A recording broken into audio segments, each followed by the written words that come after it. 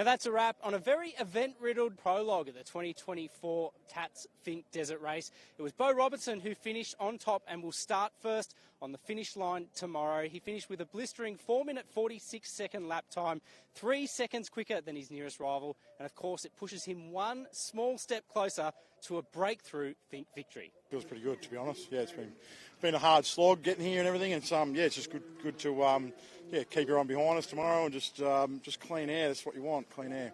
What does it actually mean for the strategy in the race starting up front? Is it a mental thing? Does it actually help with your approach to the track? Yeah, well, obviously you know you're the fastest today, so you're only going to get better tomorrow, I assume. Especially in a truck course. Just clean air, clean car, clean course, no one in your way. It makes a big difference. Makes a very big difference. What's the conditions like? It's been a fair bit of rain, so it's damp, but it is been drying out during the week, so there is some puddles and that, but it's generally, I reckon, it'll be pretty good. But unfortunately for us, it'll also be good for the guys behind, because I reckon dust will be at a minimum compared to the other years, so we'll see.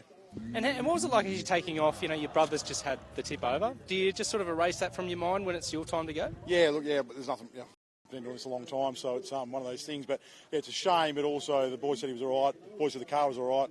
So just bring it on, Nothing's easy, is it? So it makes it all much sweeter when we have a good run tomorrow. Now, although Beau Robertson took the spoils this morning, it was arguably his brother, Travis Robertson, and pro buggy driver Aaron James who had the biggest moments in Prologue. They each endured separate rollovers within sight of the finish line, and they will need to be reseeded for Sunday's start.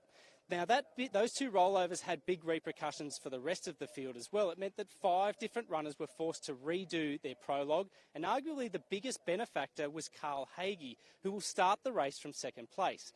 Now, separately in the side-by-side category, it was Jeff McNiven who took the spoils, finishing inside the top 20 overall with a blistering time. That track really suits us, that wet, slippery, it leads to four-wheel drive. Our cars, it's great. It's the suspension's working the best it ever has. We were hitting everything as fast as we could hit them. And I haven't driven the car since this time last year. We actually haven't done a race. So to get here, and normally I don't even go that well in qualifying. So to get here and not finish third or fourth or fifth, to take P1 out, I'm over the moon. But you're definitely on form today. Now, the trophy trucks, they historically just bash through the bumps on Finke. I imagine that the approach is a little bit different in a side-by-side. It is, in saying that, you're leading your fast trophy trucks, pro buggies will just drive past us, but the guys that don't have their cars set up just perfectly will pass a lot of those in the bumps. Our car in the bumps it is the best it's ever been. It just sits there. It's not throwing us around. It's driving straight. We've had that set up over the 7 years with the King shocks, and we've developed it, so I reckon it's about as good as it's going to get. You put yourself in an amazing position. All the best for the rest of the weekend. Yeah, we might get a little bit less dust for the first part of the race, so we're playing catch-up. We got a 15-minute that we got to get to, so we'll be right. We're on it. It all sets the stage for a thrilling edition of the 2024 Tatts Finke Desert Race. Keep an eye out on all the AORC socials in the coming days.